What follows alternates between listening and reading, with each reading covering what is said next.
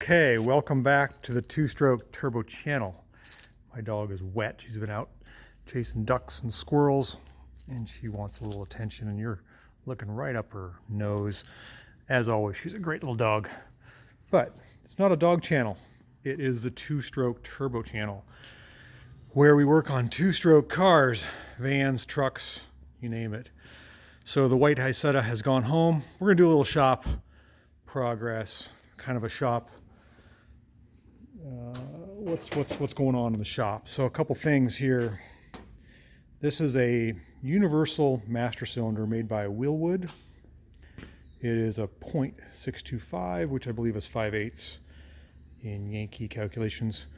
This master cylinder is going in that van. I've rebuilt that master cylinder, the stock one, probably 3 times. Spent the money on the very expensive from Japan only rebuild kit. It still hangs up, doesn't have good pedal pressure.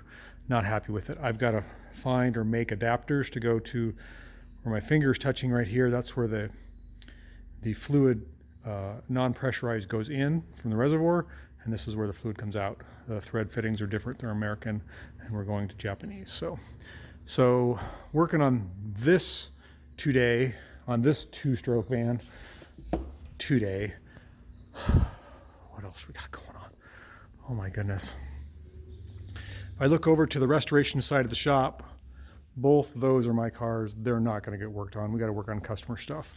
We got to work on the van. We got to work on, not that car. What do we got to work on? Gosh, are we getting low and stuff here? I can't. So the starter is in for the Willys. We're converting that from 6-volt positive to 12-volt negative. The Figaro, can't figure out why it's got low oil. It's got low oil pressure.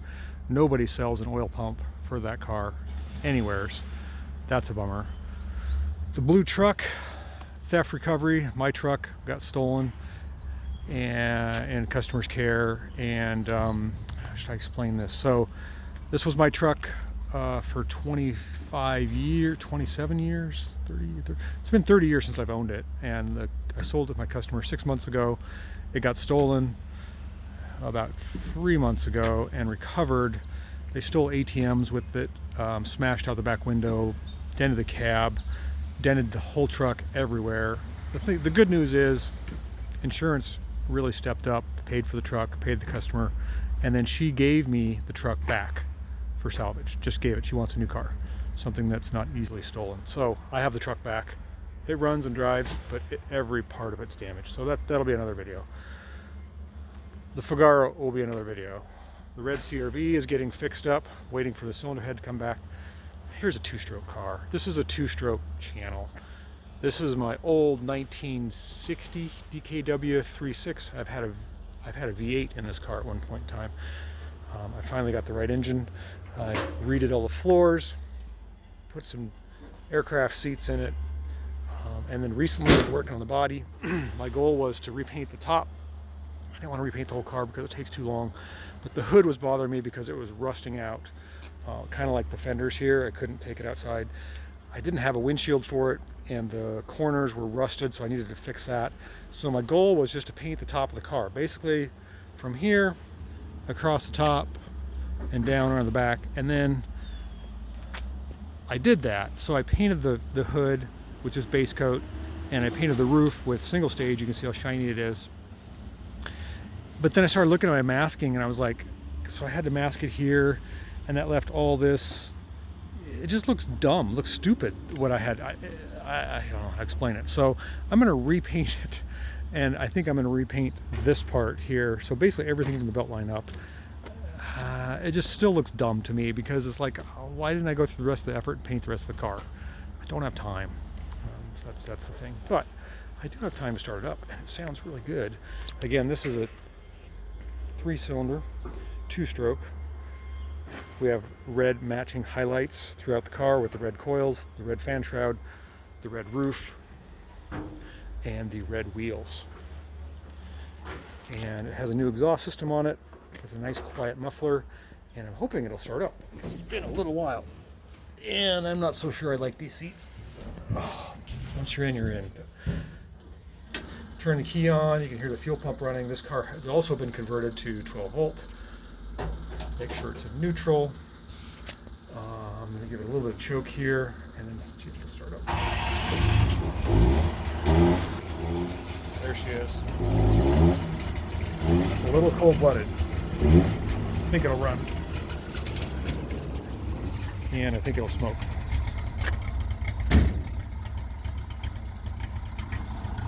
She runs pretty good. Idling. You got to watch out when you grab the hood and the engine's running, because you can snap your fingers into a belt. It's so close to the front there. Yeah, she's running. Give her a little throttle here.